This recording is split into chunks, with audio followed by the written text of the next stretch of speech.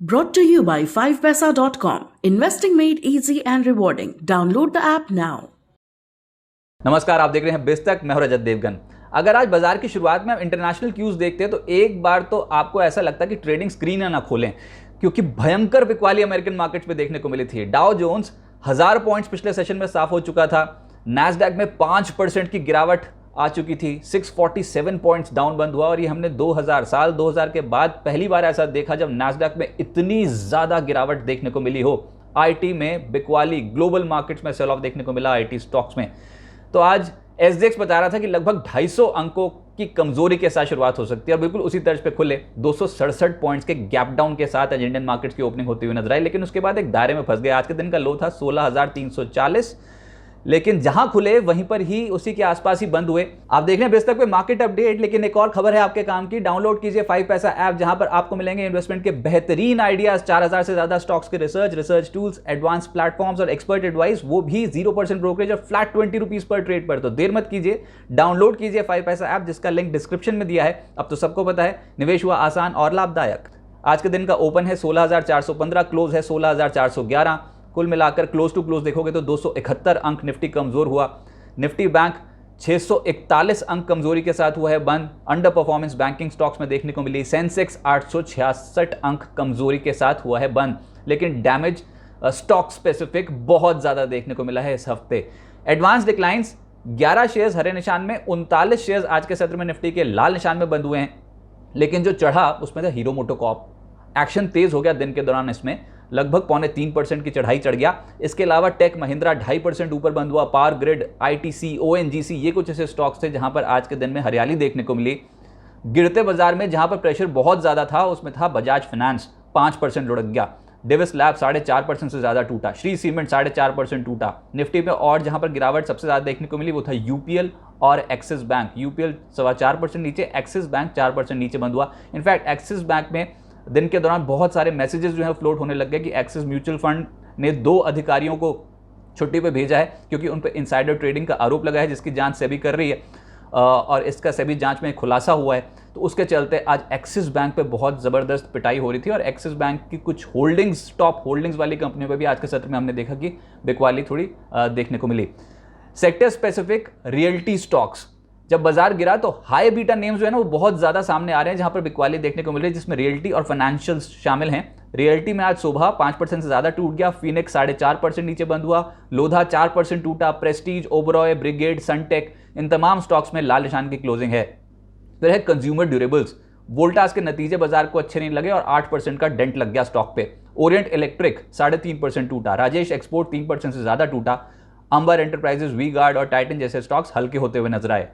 IT, जैसे मैंने कहा कि यूएस मार्केट्स में सबसे ज्यादा पिटाई तो आईटी स्टॉक्स की हुई थी, तो आज कैसे छूट जाते हैं हमारे खुद के आईटी स्टॉक्स, जिसमें कोफोर्ज 7% टूट गया। एलएनटी टेक्नोलॉजी सर्विसेज 4% नीचे बंद हुआ।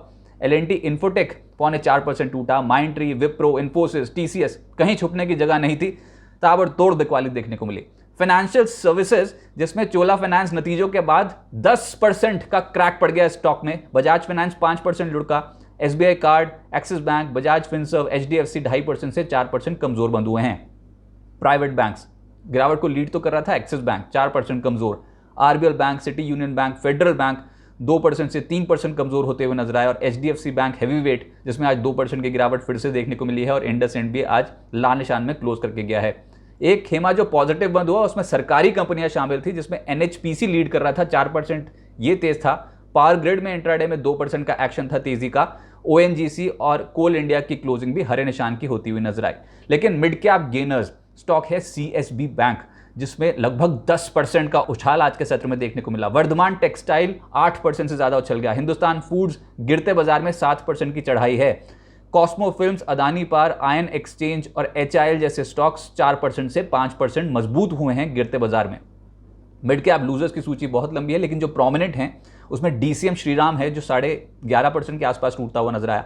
एंजल 1 8% से ज्यादा टूटा है। त्रिवेणी इंजीनियरिंग 8% लुढ़क गया। एनआईटी लिमिटेड बहुत अच्छे रिटर्न इसने निवेशकों को कमा के दिए हैं, लेकिन अब मुनाफा वसूली की चपेट में है और 7.5% ये टूटा है। D mart, Gujarat alkalis, GHCL और गोदावरी पावर एंड इस्पात 6% से 7% का डेंट इन तमाम स्टॉक्स में। इस हफ्ते ही आप देखेंगे तो मार्केट्स में सेल ऑफ थोड़ा ज़्यादा देखने को मिला है। वो इसलिए क्योंकि आरबीआई ने इंटरेस्ट रेट्स बढ़ा दिए वो तो ठीक, लेकिन ये एकदम से अचानक, जिसकी कोई उम्मीद नहीं थी। जब बाजार पे कुछ भी ऐसा होता है तो रिएक्शन तो ऑब्वियसली बाजार देता ही है। और 4% की गिरावट एक हफ्ते में हमने निफ्टी पे आती देखी। निफ्टी बैंक में 4% से ज़्यादा लुढ़का एक हफ्ते में, लेकिन जो सबसे ज़्यादा टूटा है निफ्टी पे इस हफ्ते वो है अपोलो हॉस्पिटल्स, 14% का क्रैक है। आईसीआर मोटर एक हफ्ते में 10% लुढ़का है। टाइटन 10% नीचे बंद हुआ है। बजाज फिनसर्व एक हफ्ते में 8.5% से 10% का क्रैक इन तमाम स्टॉक्स में। निफ्टी के वीकली गेनर्स की सूची में पावर ग्रिड और ओएनजीसी 4% और 4.5% इनमें रिटर्न्स आते हुए नजर आए। आईटीसी, टेक महिंद्रा और कोल इंडिया 2.5% से 2.25% मजबूत हुए हैं एक हफ्ते में। अगले हफ्ते डिलीवरी का आईपीओ आ रहा है। लॉजिस्टिक्स कंपनी है, 11 मई को ये आईपीओ खुलने वाला है और 13 मई को बंद होगा। जो प्राइस बैंड रखा गया है वो है 462 से 487 रुपीज प्रति शेयर। इशू साइज जो है वो 7,460 करोड़ से घटाकर 5,235 करोड़ कर दिया गया है और एंकर निवेशकों के लिए जो इशू है 10 मई को खुलेगा। अब आगे क्या होगा? देखिए, एक तो माइंडट्री और एल&टी इन्फोटेक के मर्जर की घोषणा हो गई है और एल&टी में आपको ये बताएं कि अगले 2 से 3 साल में आईटी का जो वेटेज होगा मार्केट कैप में वो लगभग 40% का होगा। तो एक बहुत बड़ा मर्जर जो है वो हुआ है। इसका इम्पैक्ट डेफिनेटली आईटी सेक्टर पे आता हुआ नजर आएगा। दूसरा, रिलायंस इंडस्ट्रीज के जो नतीजे आए हैं उसका एक इम्पैक्ट सोमवार को पड़ेगा बाजार पे।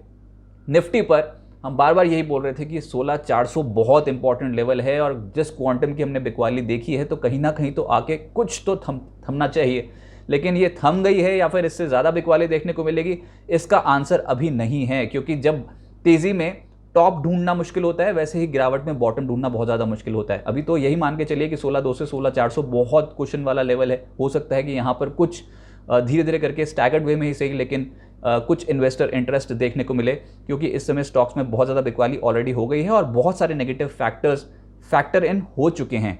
इसके अलावा 9 मई को चीन के एक्सपोर्ट इंपोर्ट आंकड़े आने हैं, तो नज़र रहेगी मेटल स्टॉक्स पे।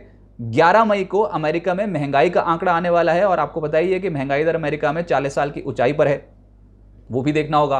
अच्छा, 12 मई को हमारे यहाँ पर भी महंगाई और आईएपी के आंकड़े आने हैं। जो महंगाई का अनुमान है अप्रैल महीने में, सीपीआई महंगाई दर इंडिया में 6.95% से बढ़कर 7.5% रह सकती है। 7.5% सीपीआई का आंकड़ा आ सकता है। वाई बेसिस पे इजाफा देखने को मिलेगा और मार्च में जो इंडस्ट्रियल प्रोडक्शन है उसमें धीमापन देखने को मिलेगा। ऐसे एक्सपेक्टेशन है 1.7% से आंकड़ा घटकर रह जाएगा 1.5%। तो ग्रोथ घटेगी, महंगाई बढ़ेगी और यही एक कंसर्न है जिसको इस बार आरबीआई ने एड्रेस किया है और इन्फ्लेशन से लड़ने के लिए उन्होंने ब्याज दरें बढ़ाई हैं। तो देखते हैं कि अगला हफ्ता कैसा रहता है, लेकिन इस हफ्ते तो इंडियन मार्केट्स में अब बहुत ज़्यादा बिकवाली देखने को मिली है।